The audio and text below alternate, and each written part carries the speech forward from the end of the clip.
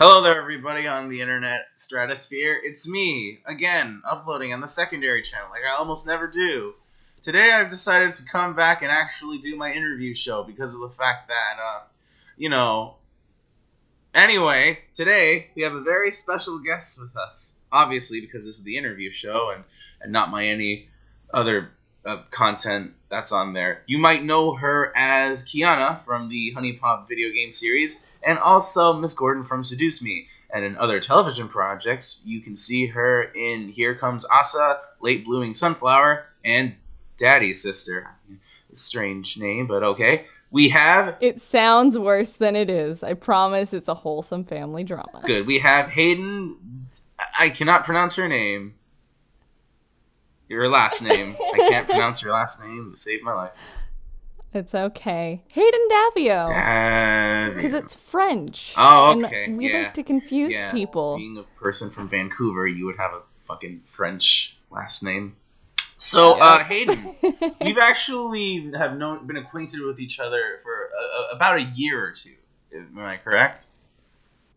I'd say, yeah, a couple of years. Yeah. You have seen me hiding in the shadows, as I usually do, commenting on children's cartoons and saying many, many terrible things about them. Or good. Mostly bad, though, because I hate kids, and I hate... and I love animation, but I hate children, so reviewing things has been absolutely a blast. I haven't been uploading as of late. But this isn't about me. This is about you, my friend, who has been doing absolutely amazing lately. How have you been? Aw. I've been doing fantastic. I just moved from Vancouver to Dallas, Texas. I am just working from home, working on the YouTube thing. I have a YouTube channel that surrounds mostly around Percy Jackson and the Olympians. I'm not sure if you're familiar with that book series. I'm familiar with Percy Jackson and the Lightning Thief and the sequel, and I'm pretty sure those two aren't even close to being connected to one another. No, well, Percy Jackson and the Olympians, or the Lightning Thief, is connected to it, but those are awful movies that I refuse to talk about. Alright, well, if I ever do a review, I'm definitely having you in on board for a cameo or something. Because, I mean, I do it. Sorry, I'm sure you can hear if there's anything I'm known for doing with my friends, it's torturing them. Hey, I'm down. I'll yell about those movies. That's a blast. So speaking of Percy Jackson, what other kinds of content do people expect from the channel? Well, right now I'm actually working on a full audio drama series based on the original books. So Percy Jackson, the Lightning Thief, we're going to do The Sea of Monsters, Titan's Curse, Battle of the Labyrinth, and The Last Olympian, which are the first 5 books in the series. Right now I have out the first episode, so it's just episode 1. I accidentally vaporized my pre-algebra teacher because, yes, we are using the original book chapter titles because they are hilarious, and why not? All right, then. So we have the first episode out of that. I'm also doing sort of mini episodes from different excerpts from different books that Rick Riordan has written because they're great, and I have actors who I can work with, so why not?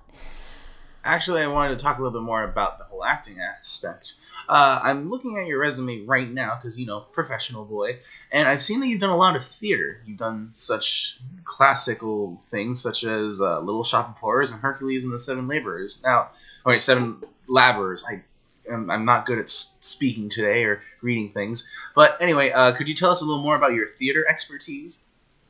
Yeah, absolutely. Theater is actually where I got my start. I've been doing theater since I was fairly young because, you do elementary school, but we always had Celebration Day, which was the end of year, performances that all the classes would do. And I always found myself wanting to be like the head of all these theater things. And I just started, writing theater scripts for like these performances. And in high school, I got really into theater, especially because my theater teacher at the time, Anna Roberts, really took a chance on me with Little Shop of Horrors because I was in grade 10. I wasn't supposed to audition for the project yet. It was only supposed to be like grade 11 and 12, those who were going to be graduating soon. But she's like, I really want you to audition. You gonna come audition tonight? No, I don't think I am. She's like, you're gonna come audition tonight, right?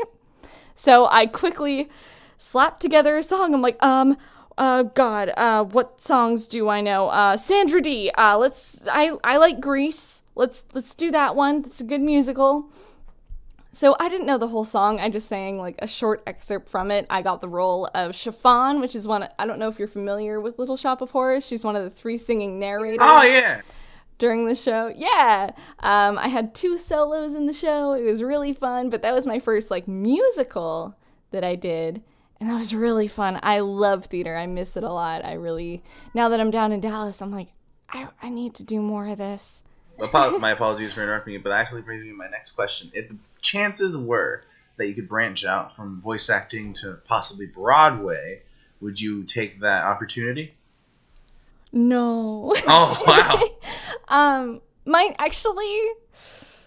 I spoke too soon. I'd probably do it, but Broadway is hard to get onto, so I would like to do theater in New York, but it would probably be off-Broadway shows. And there's actually, speaking of my Percy Jackson obsession, I just love mythology in general, but there is now a Percy Jackson musical. I'm like, oh, if I could do that play.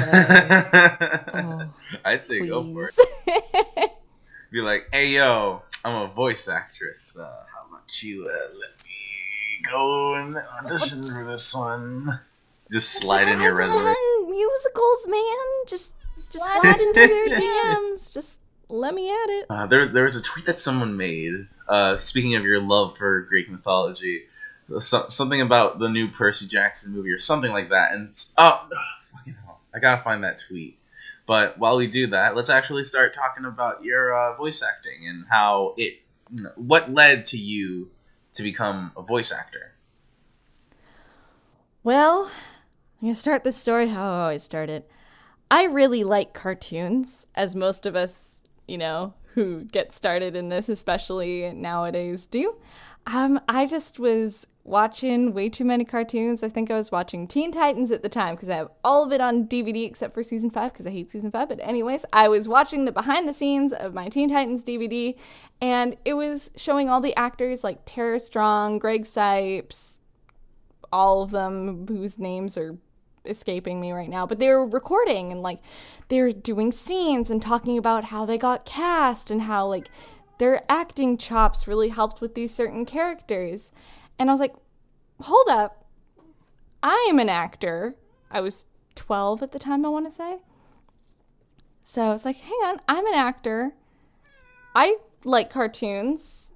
I want to try this. So I just started looking on YouTube. I don't know if you remember back in the day on YouTube. Oh, no. I was, fun like, fact. Fan animations and like all those like wannabe like Sailor Moon cartoons, or if that was just me being an obsessive I completely nerd. You have to understand, I'm a historian when it comes to YouTube and like before then and now. Matt Pat, eat my ass. I know more about this than you do, and it's like I've seen all of the fucking videos that was out there, all of your Freds, your Annoying Oranges, your Charlie the Unicorns, your Ray William Johnson. Oh yeah. Oh boy, I know exactly what you're talking about. And those fan animations, Fanime, I think is what it used to be called. Mm-hmm. I know exactly what it is, like the really cringy like animations. Sometimes they could be done in paint. Oh, those are the best. Those are the best ones. I went back and looked at this original one that I was supposed to be cast in. I think it was called like Animal House or something. And it was the first role I was ever cast. And I remember I was like 12 or 13. I bust out of my room like, Mom, I got cast. I don't know what this project is, but I got cast as a voice acting thing. Mom, I'm going to be a voice actor. The project never came out, as is very common in the amateur voice acting world. We all auditioned for projects. I remember I was in an Oron High School Host Club fan dub that was supposed to be, we're going to redub the entire show, which I don't know. Good idea. I'm going to say this right now. Redubbing something for that long is almost never a good idea. Not that it's going to be bad, but it's just that it's just the copyright strikes and all of the people that want to be in the project and The fact that Oh yeah, abridging is bad enough. if you can do fan dubs of certain scenes, maybe an episode, that's a different story. Doing a redub of the entire series, I don't know. Oof. I mean, yeah, what do I know? It's not like I haven't voice acted years. The closest I've gotten was my YouTube channel, and what can I say? I want to get back as soon as possible. But yeah, that sounds pretty rough, bro. But yeah, no, I started in the just fanimation, I guess, fan animation community, the fanime, and then I just found the Voice Acting Alliance. I started auditioning just for projects, and through that, I ended up meeting some of my best friends who I'm still friends with to this day. I met one of my best friends in the world, Michaela Laws, who she cast me and seduced me as Miss Gordon, and then introduced me to as Faye, who is probably one of my favorite characters I have ever played. They're just this tiny little fairy, and they're just so excited all the time, and just, oh my gosh! And from there, I got to know her. I got to know my now boyfriend, Alejandro Saab. Saab. I met him at a... Yeah, he's I met him... Alright, here's a really cringy story that I want to talk to everybody about when I met Alejandro Saab. Okay, so I met him at, I believe it was SuperCon. It wasn't SuperCon Retro, but he was the second YouTube man that was at the convention next to HMK, and I was the third and the least successful because I had 30,000 subscribers at the time. Still do. Anyway, I went over. I was like, "Holy shit! Hey, you're Alejandro Saab." He's like, "Yeah, man, what's going on?" And then we were talking. We were talking about Ruby. We were talking about projects. I was talking about headcanons, and I was like, because I hate myself, and I'm a kindred for torture. I said to myself, "There's this one game I want to review." Called Monster Girl Quest. Jesus Christ. And I basically told him all about the mythos of the game and everything. And this is an Arrow game, by the way.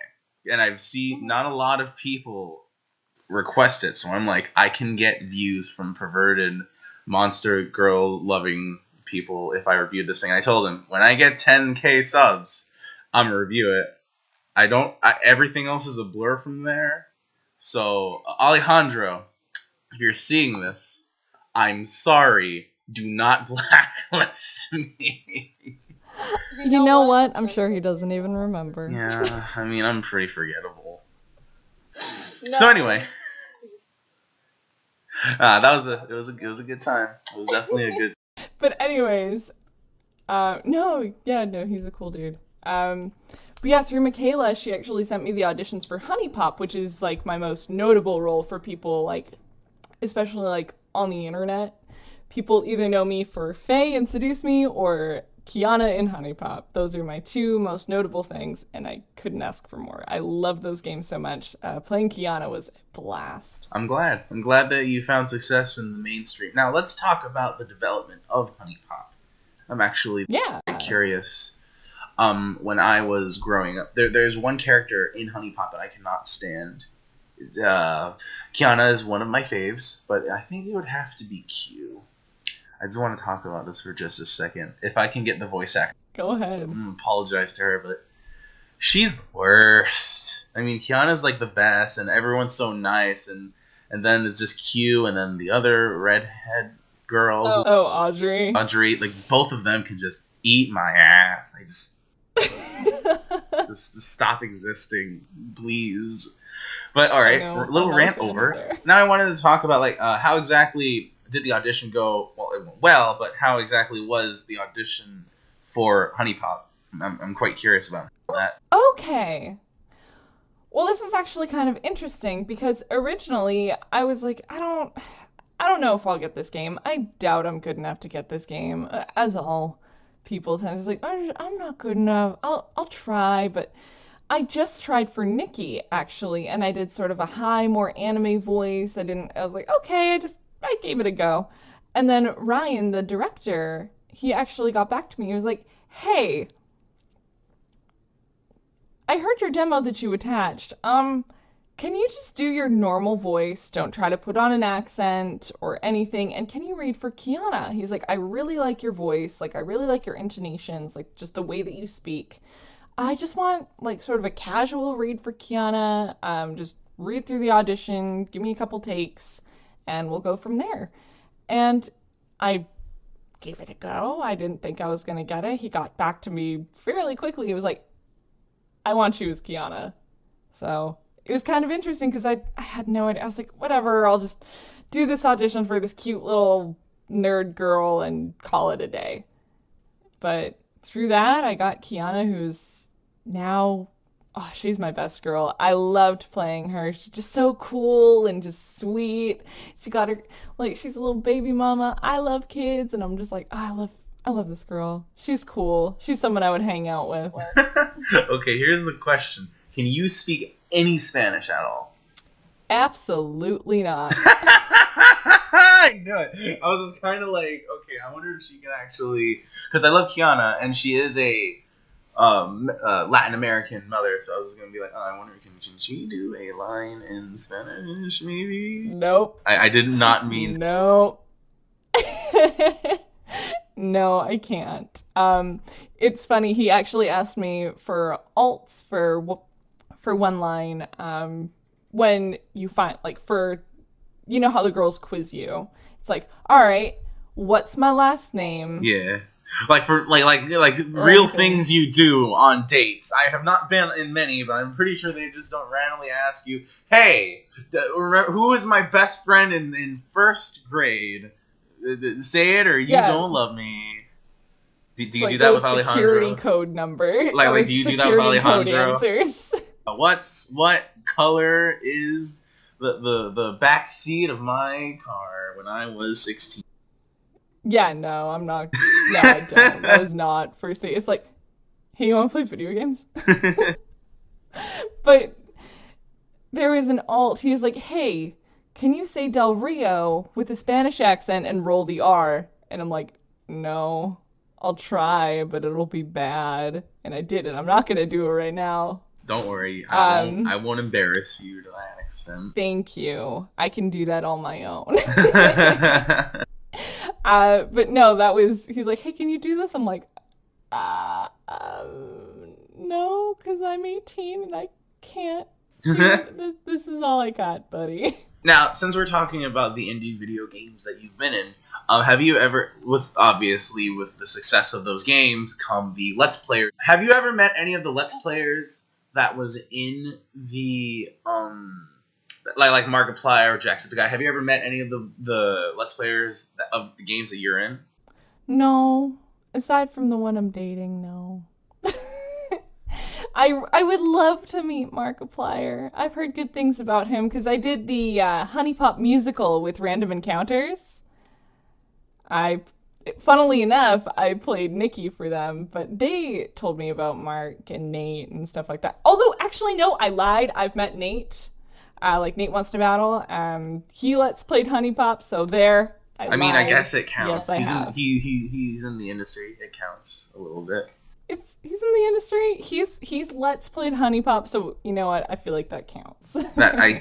Yeah. I mean, if you do YouTube, then you're kind of like doing something related to it. According to game theory, it's related because it's gaming. Apparently, I guess I'm playing the game wrong. Blacklisting aside. Wow. No, but seriously, I want to talk about what are your current projects right now that you're allowed to talk about? Oh, that I'm allowed to talk about. Current projects is literally just the stuff that I'm writing and just producing on my own. I've got to think what I can talk about. Just my audio drama is my main thing. As I mentioned, the Percy Jackson, the Olympians audio drama.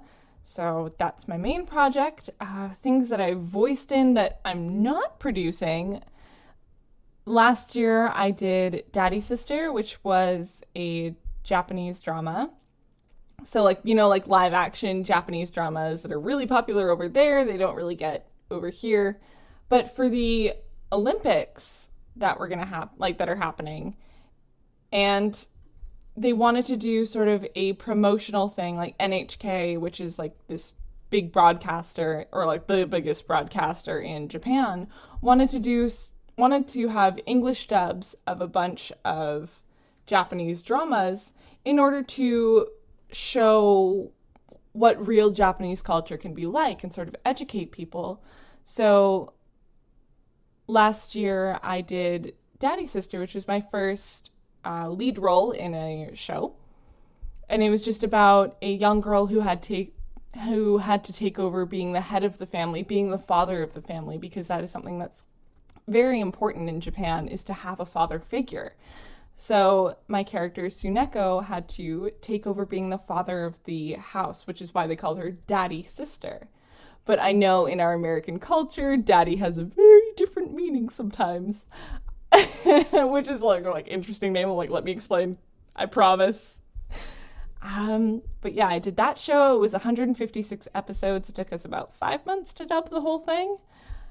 And what else? I'm just working on some other projects that I'm producing that I can't talk about. And that's about it. Just trying to kick my way into the industry and do it with as much grace as I possibly can. That sounds pretty reasonable, honestly.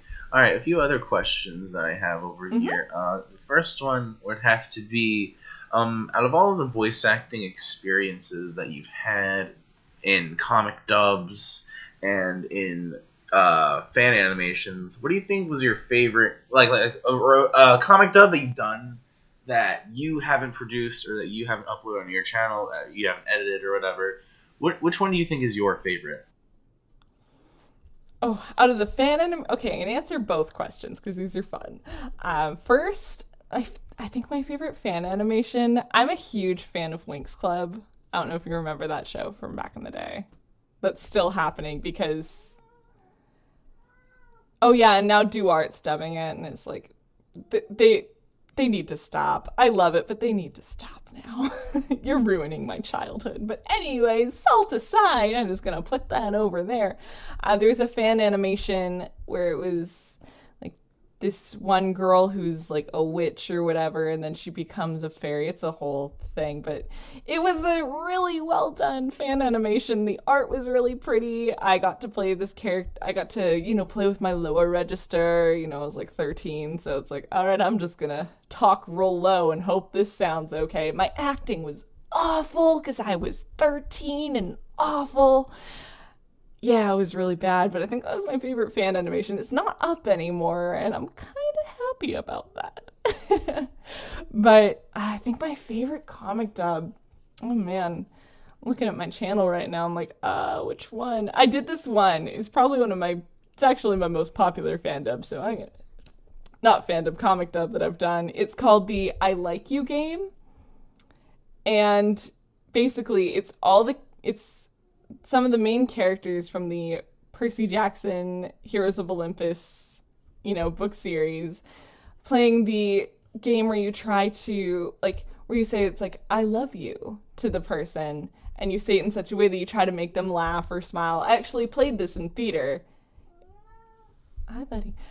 So it's all the characters, and it just hilarity ensues, and it's funny, and it's at over 500,000 views. So I'm like, it's popular, it made me money, and it was really fun to put together, just playing with all the different performances, just editing it together. I love editing comic dubs. It's time consuming, especially when they're longer, but they are so much fun, and this one was definitely a good one. I also have Percabeth on Ice, which is a play on Yuri on Ice.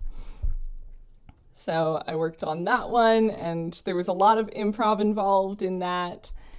And I got to play off of my best friend, Bradley Gareth, who's another voice actor who started around the same time as me. He does a lot of abridged work. So if you're into abridged stuff, he's done Soul Cheater abridged. We're working on Ranma abridged, which is like Ranma 1/2, but an abridged series.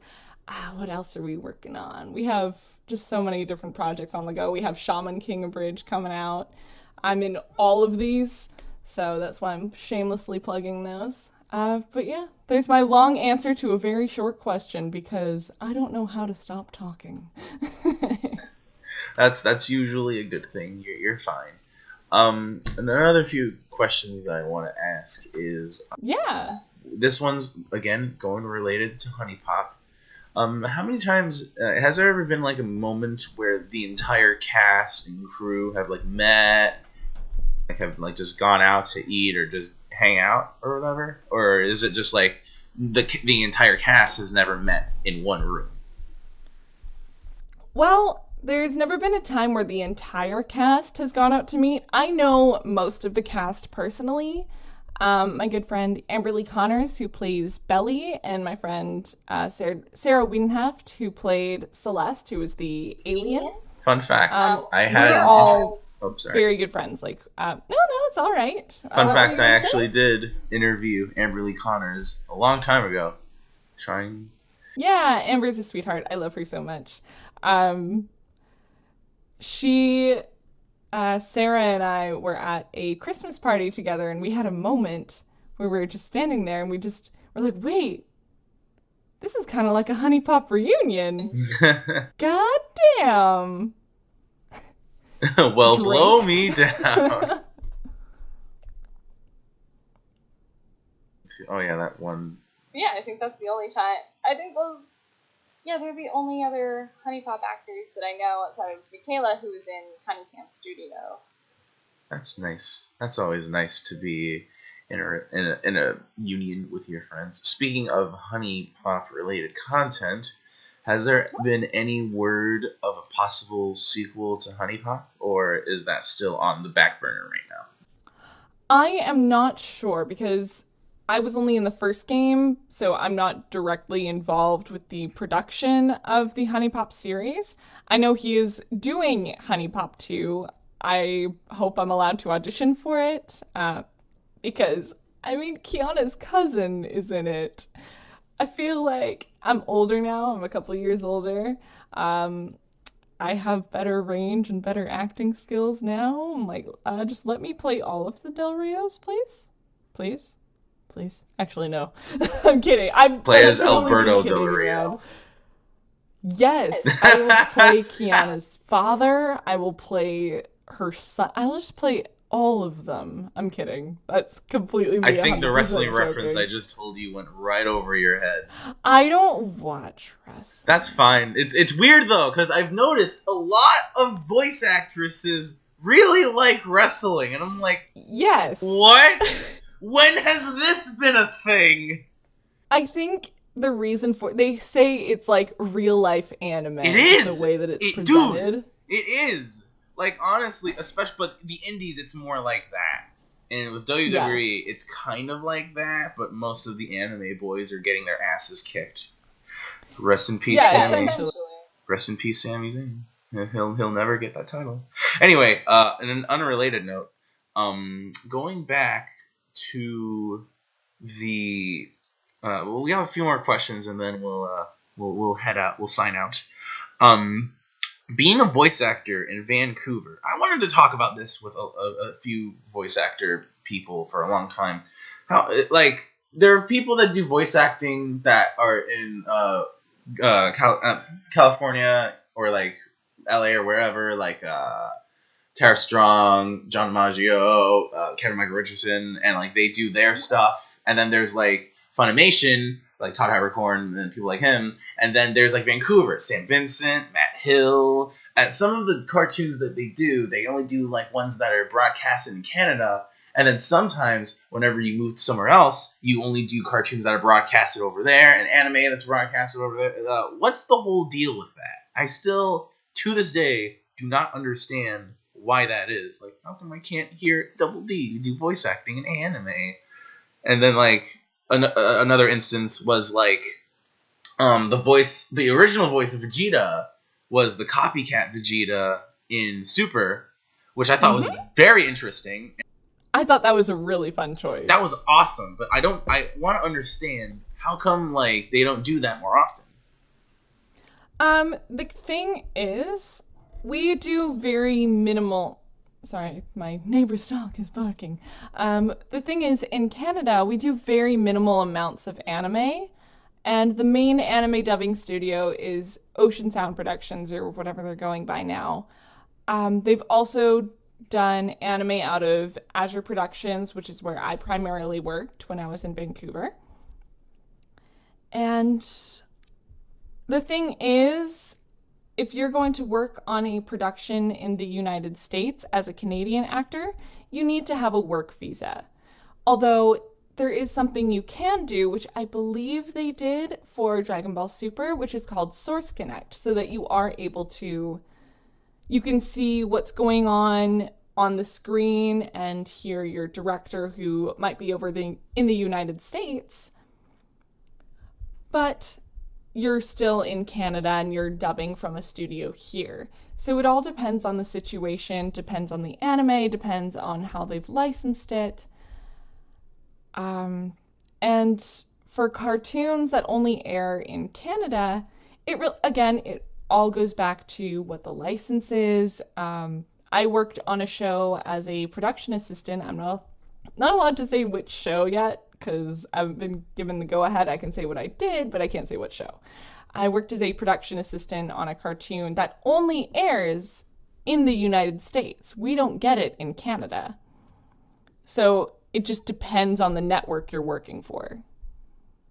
That's interesting. I didn't know that until now, but I did hear about visas and that being a very big problem with people that want to work outside of Canada and Ireland and stuff like that. Yeah, that's very understandable. I heard that those take like up to 10 years to get by, right? It really depends what you're going for. Citizenship can take up to 10 years. For those of us, like people like myself, like I said, I've moved to Dallas, but I'm visiting, really, because you can stay in the United States for 6 months and then you have to go back, which is my plan. All right. But I'm working on getting my what's called an O1 visa. So you have to prove that you are eligible to work in the United States as an actor. You have to be approved by the acting union, SAG-AFTRA, and go through an immigration process and be approved that way, which can take from 2 to 6 months. Wow. I never knew of any of that stuff. Now I do, and hopefully everybody else does now with that. I hope so. It's a long process, but for Canadian actors who are wanting to work in the United States, that's probably the best way to go about it. All right, then. A few more questions, and then I have 2 more questions, and after that we'll wrap things up. Conventions. I'm gonna ask: have you ever been asked to be a guest at a convention? And if so, I have not. All right then. That comes to the next question then. If anyone were to ask you to be at a certain convention, would you go, or would it have to depend on how far it would be and how close you are and how much money it would be and all that other stuff? Like what would it depend? What would basically be like? Would you go to a convention if it was close by or far away, or would it be like it has to be close or it has to be far or whatever? If I am invited as a guest, I will go to any convention. I love to travel. I mean, I spent a month in Italy, for goodness sake. I spent all of April traveling Italy by myself. I love to travel. I love anime conventions. I love meeting new people and just hanging out and talking shop with people. I love answering questions. And so I would be 100% down to go to any convention should I be invited as a guest, whether it's close by, like in Austin or Houston or in Vancouver, or if it's like across country or out in LA or just like Dubai. I had someone on my YouTube channel be like, hey, can you come to an anime convention in Dubai? I'm like, are they going to pay for me to be there? Are they going to pay for my flight to Dubai? If so, yeah. All right, and then I guess we'll have to go with one final question, and then we will, I'll say the goodbyes and all that other stuff. If you were to say anything to someone that is making a demo reel, what would those words be? And, well, how exactly would you go, say your new voice actress, how would you go with making your demo reel?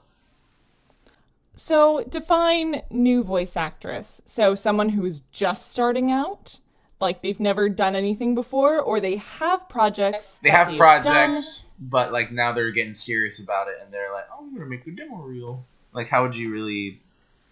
What would you do in that situation?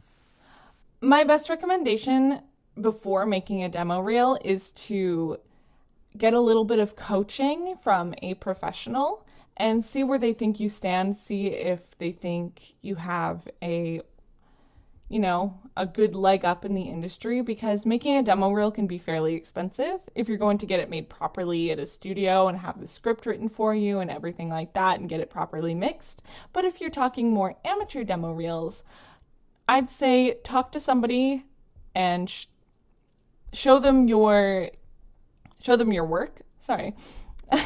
Show them your work a little bit. Be like, hey, where do you think I stand? Do you think I'm ready to make a demo reel? But talk to someone who's going to be honest with you and not just your best friend. It's like, oh my God, yeah, you're totally fine. Like, yeah, you're going to be the best voice actress ever. Yeah.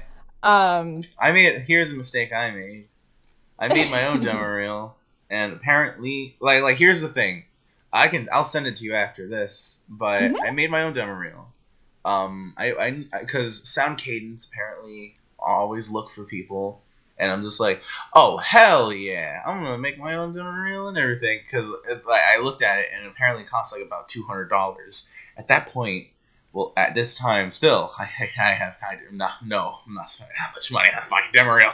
So yeah, my demo reel cost me $700. Oh fucking lord, yeah. So I decided to make my own, and I did all the audio editing.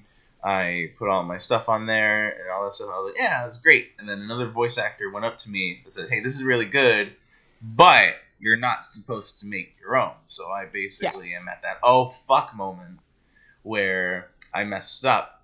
And I did send it to them, and they never got back to me. So I'm like, okay, I'll have to do this again in the near future. Save up money.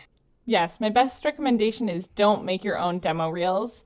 If you're going to get it done, make sure you go to a proper recording space. Make sure you have no echo, no pops. You want to have someone else engineer your demo reel. You don't ever want to make your own, no matter how good like your acting might be.